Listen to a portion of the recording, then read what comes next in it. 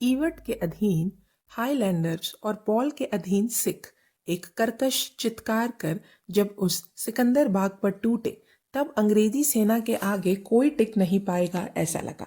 सिखों का सरदार गोकुल सिंह अपनी तलवार ऊंची उठाए, कहीं हाईलैंडर्स अपने सिख अनुयायियों से आगे ना चले जाए, इसीलिए पूरा दम लगाए रहा। अभागा लखनऊ, उसके शरीर का रक्त कौन अधिक पीता है, इस निष्ठुर प्रतियोगिता से सिखों और हाईलैंडरों की तलवारें सपासप वार कर रही थी, परंतु सिकंदर बाग की पत्थर की मजबूत दीवारें किसी भी तरह हिलडुल नहीं रही थी। और वे दीवारें हिलने लगी तो भी उस बाग के वीरवर नहीं हिल रहे थे, क्योंकि तट की कुछ शिलाएं गिरते ही अंग्रेजी सेना तीर की तरह उस ओर चली। कौन आगे बढ़ता है, हाईलैंडर्स या सिख? दोनों ने ही जोरदार दौड़ लगाई, पर अंत में उस स्थान से जो पहले अंदर घुसा वह सिख ही था। उसके उस देशद्रोही साहस का पुरस्कृत करने के लिए उसके सीने में एक गोली घुसी। वह गिरा और तुरंत यह कूपर उसमें घुस गया। उसके पीछे पीछे ईवर्ट गया, कैप्टन जॉन गया, फिर और हाईलैंडर सैनिक तेजी से अंदर घुसते गए। अंदर के सिपाहियों को इस अंग्रेजी सेना को एकाएक अंदर देखकर आश्चर्य हुआ, परंतु उस दिन उस सिकंदर बाग के पास लड़ने के लिए अड़ा योद्धा का कोई सामान्य मनुष्य नहीं होगा। वह तो स्थान छोड़ने का नाम ही नहीं ले रहा था। विजय या मृत्यु, मृत्यु या जय, शाबाश वीर शाबाश। स्वतंत्रता के लिए लड़ते वीर को यही गर्जना शोभा देती है। अंग्रेजी सेना का कूपर इस बाग की दीवार से घुसा है, इसीलिए उसका काम तमाम करने के लिए उस बहादुर सिपाही की खटपट चालू है।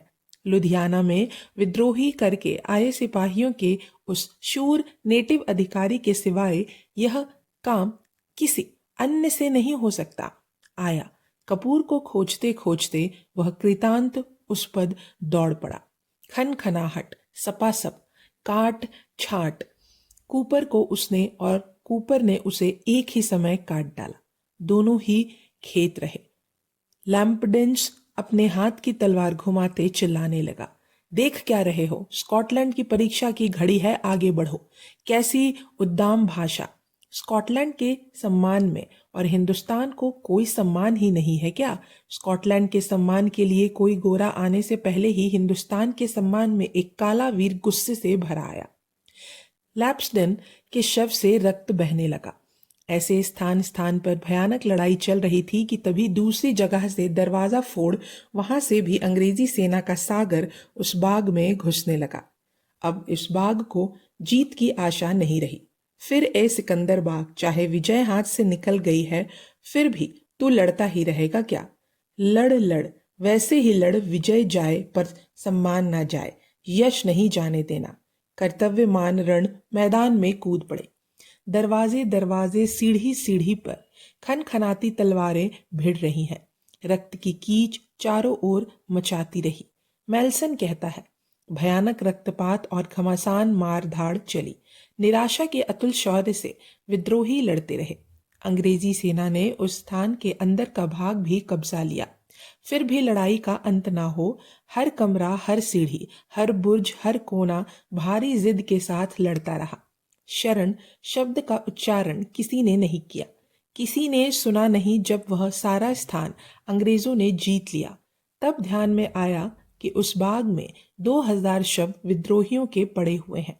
उस बाग में उनकी जो सेना थी उसमें से केवल 4 ही जन शायद लड़ाई छोड़कर भागे होंगे, परंतु 4 भी भागे हैं या नहीं, संदेह ही है। सिकंदर बाग में देश की स्वतंत्रता के लिए लड़ते लड़ते मरने वाले शहीदों 2000 वीरों, तुम्हारी उस पवित्र स्मृति में यह इतिहास अर्पित है।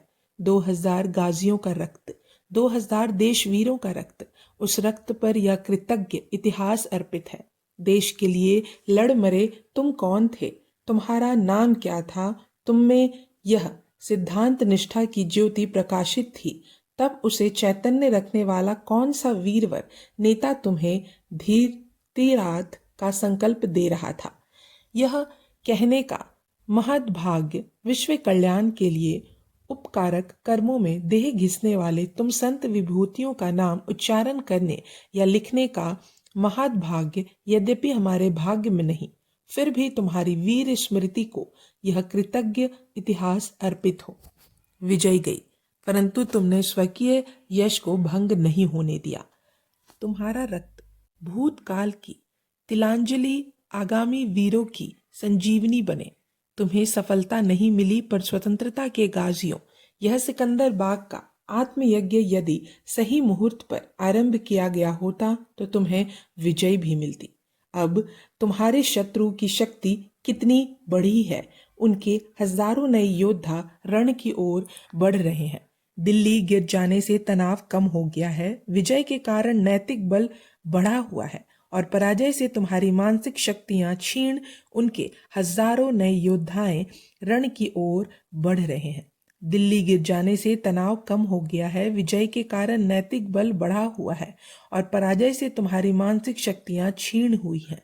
ऐसी रूखी और निर्बीज भूमि में 2000 का रक्त भी नमी नहीं ला सकता, परंतु 2 माह पहले यदि ये 2000 रक्त मेघ देश वीरत्व की तैयारी से इस भूमि की ओर मुड़े होते, तो यदि लखनऊ में पहली सलामी होती ही अंग्रेजी सत्ता की दुर्बल रेसिडेंसी पर ऐसे ही मारेंगे या मरेंगे, यह निश्चय से हमला करने हजारों लोग गए होते, तो आधे घंटे के अंदर हिंदुस्तान के सिर पर तुम्हें जो चाहिए था वह स्वराज्य का मुकुट चमकने लग गया होता। मर गए, पर मरने का मुहूर्त गलत था। समय गया, घटी कभी की डूब गई। एक रक्त बिंदु से उस समय विजय मिली होती। अब रक्त के हौज से उड़ेले तो भी सुयश मिलेगा, पर विजय मिलनी कठिन है। राज्य क्रांति जैसी भयंकर वेग की आंधी में एक क्षण की ढील हुई और बात गई। एक पैर पीछे लिया तो वह टूटा ही। एक क्षण को जान प्यारी हुई और हमेशा के लिए मृत्यु आई। क्रांति के दरबार की प्रथम सावधानी यह कि बूंद से गई वह हौज से नहीं जाती। रक्त के हौज सिकंदर बाग में जैसे भरे वैसे ही अन्य रण क्षेत्रों में भी भरे। दिलखुश बाग, आलमबाग, शाहनीजिफ, सारे स्थान उस दिन और उस रात शत्रु के साथ जूझते रहे। भोर होते ही लखनऊ शहर के सारे घंटे घनघना उठे, नगाड़े बजे और फिर उस रक्त से नहाए शहर ने शत्रु से टक्कर लेनी शुरू की। कल का शाहनजीफ का झगड़ा और आज को मोती महल का झगड़ा जैसे को तैसा होने लगा, परंतु अंग्रेजी झंडा ही सबल साबित हुआ और अंग्रेजी सेना रेसिडेंसी में बंद अपने देश बंधुओं को मुक्त करने में सफल हुई। तारीख 17, 18, 19 से 23 नवंबर तक लखनऊ में लड़ाई पर लड़ाई लड़ते अंत में वह गिरी हुई और घेरा तोड़ने आई अंग्रेजी सेना एक दूसरे को मिली। जिस रेसिडेंसी पर आज तक मृत्यु की छाया थी, उस रेसिडेंसी में अब विजय का हास्य खिल उठा, परंतु इस आंगल विजय को विद्रोही अभी भी महत्व नहीं दे रहे थे। ये दोनों अंग्रेजी सेना इकट्ठी हो गई और रक्त के प्रत्यक्ष समुद्र में वह शहर तैरने लगा। तब भी वहां के क्रांतिवीर समर्पण करने या भाग जाने को तैयार नहीं थे। उनकी इस दृढ़ता और धैर्य के कारण लड़ाई फिर से कब शुरू हो जाए यह बिल्कुल अनिश्चित था। इसीलिए पिछली रात की मारामारी में छिटकी अंग्रेजी सेना को फिर से एक बार व्यवस्थित करने का कार्य सर कोलिन ने प्रारंभ किया।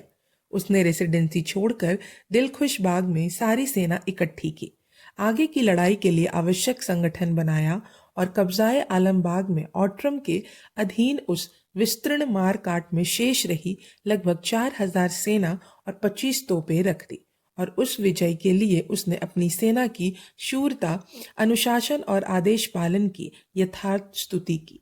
उस स्तुति शूरता में बड़ा हिस्सा जनरल हैवलॉक का था, परंतु जब तक अंग्रेजी सेना वहां विजयनाद मनाए तब तक उस विजयनाद का मुख्य हिस्सेदार हैवलॉक याकायाक मर गया। लखनऊ के रण क्षेत्र में अति तनाव, चिंता और निराशा से पस्त हुआ एन विजय रंग में यह बहादुर हैवलॉक मर गया। तारीख 24 को अंग्रेजी विजय में इस मृत्यु ने यह विष खोल दिया। फिर भी हैवलॉक के बाद उसके पुत्र और पत्नी को सरदारी का सम्मान देकर इंग्लैंड कृतज्ञ हुआ, परंतु वह समय मरे हुए के शोक में डूबने का नहीं, उसकी अधूरी आशा पूरी करने का था। लखनऊ विजय के लिए हैवलॉक मरा, इसीलिए उसकी मृत्यु के बाद उसकी वास्तविक सेना करना अर्थात लखनऊ शहर को जीतना था। परंतु लखनऊ जीतना निकलने से पहले इधर कानपुर में ये तोपों को आकस्मिक धमाके क्यों शुरू हो गए हैं? होंगे किसी के लिए। यूरोप के युद्ध का प्रख्यात वीर विडहम जब तक कानपुर में है तब तक वहां के तोपों को धमाके से सर कोलिन के सीने की धड़कनें बढ़ने का कोई कारण नहीं। परंतु सर कोलिन को जैसा विडहम कानपुर में है वैसा ही तात्या टोपे भी वहां आया है, यह समाचार मिला है।